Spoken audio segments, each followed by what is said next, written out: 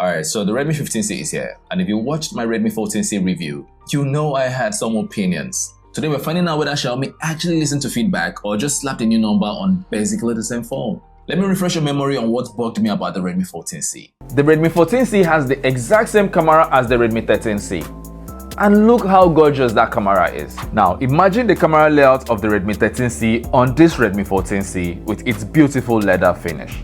I really don't know what the obsession with copy and paste is with these companies. Anyways, if you haven't picked up on it yet, I hate the design.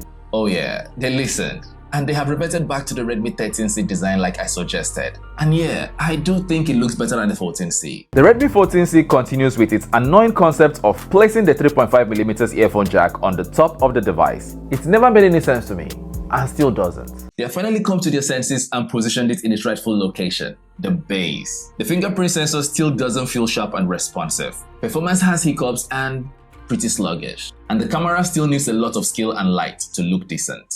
So let's dive in. Design-wise, they've actually made it slightly bigger. We're talking 6.9 inches now versus 6.88 on the 14C.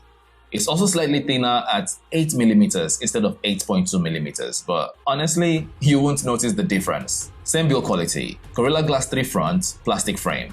The 15C gets IP64 rating though, which the 14C didn't have officially. Small win there.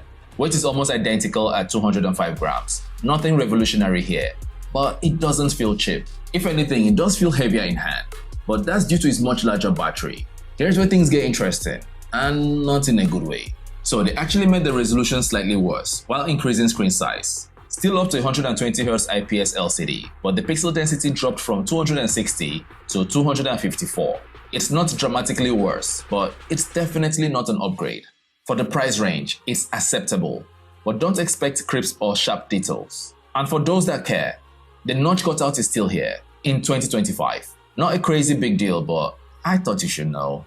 Now here's the elephant in the room. They literally use the exact same chipset. Same Helio G81 Ultra, same Mali G52 MC2 GPU, same everything. So those performance hiccups I complained about in the 14C still here. The phone still feels sluggish after reboots. Apps still take their sweet time to load. Gaming performance is identical. Light games run fine. Anything demanding will make this phone cry. If you're hoping for performance improvements, you are out of luck. The 15C ships with Android 15 and HyperOS 2, which is newer than the 14C's Android 14 and HyperOS. Now that's not really a plus, since the 14C can get Android 15 as well. As for the side-mounted fingerprint sensor, same issues. Sometimes it works great, sometimes it doesn't. This was the major complaint about the 14C, and they haven't fixed it. As for the cameras, and this is where Xiaomi really disappointed me. The rest setup is basically identical. 50 megapixels main camera with f1.8 aperture and the same useless QVGA secondary sensor. But here's the kicker. They actually downgraded the front camera. The 14C had a 13 megapixel selfie camera and the 15C drops down to just 8 megapixels. So if you take a lot of selfies or do video calls, this is literally a step backwards. The 14C's 13 megapixels front camera wasn't amazing, but at least it had decent detail. This 8 megapixel sensor on the 15C feels like they are cutting corners to hit a price point. Same camera app, same processing, same results on the back. The main camera still needs babying to get decent shots. Daylight shots are okay if you know what you're doing.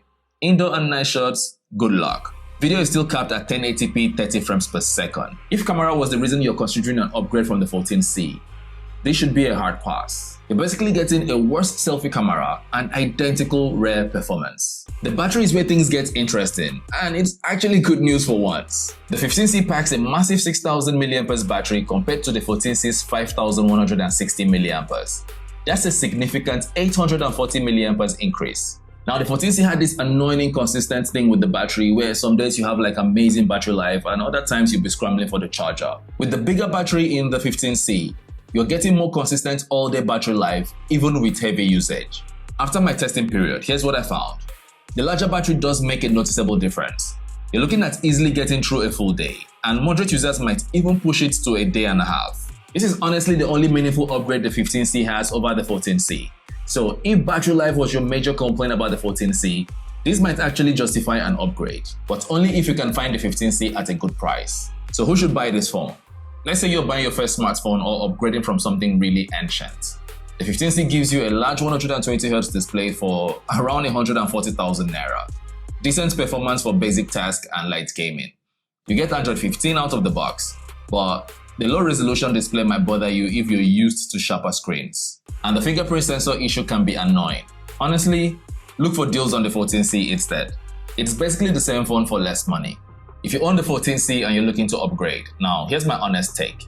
The 6000 mAh battery is a meaningful upgrade from the 5160 mAh.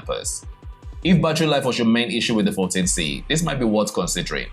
But you're still getting the exact same performance and camera setup. Same fingerprint issues, actually worse selfie camera. The only real improvements are the bigger battery, Android 15 and IP64 rating. Only upgraded battery life is your absolute priority, and you can get the 15C at a reasonable price. Otherwise, just save your money. And I can't believe I'm about to say this, but a better alternative would be the Samsung Galaxy A07.